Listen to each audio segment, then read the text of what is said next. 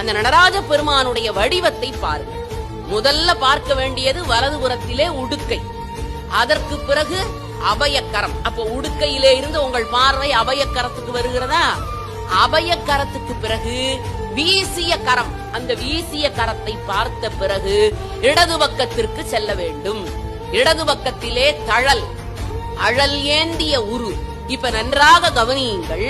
முதலிலே உடுக்கை, உடுக்கைக்கு பிறகு அபயக்கரம், அதற்கு பிறகு வீசிய கரம், அதற்கு பிறகு எங்கே செல்லுகிறோம்? இடதுபுறத்திலே இருக்கக்கூடிய தழலேந்திய கரம். அதற்கு பிறகு நாம் கீழ் நோக்கி இருக்கக்கூடிய குஞ்சித பாதமாக விளங்கக்கூடிய திருவடி. இதை நீங்கள் கவனமாக பார்த்தால் ஓம் என்ற வடிவத்திலே இறைவனுடைய அமைப்பு அமைந்திருப்பதை அந்த உண்மை விளக்கம் அழகாக சொல்லுகிறது.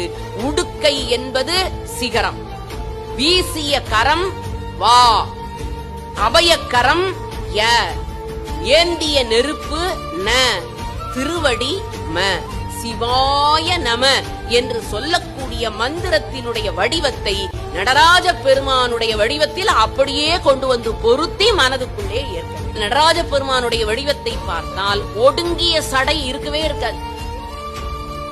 எந்த நடராஜ பெருமானுக்காவது ஒடுங்கிய சடை இருக்கா? இல்ல, விரிந்த சடை.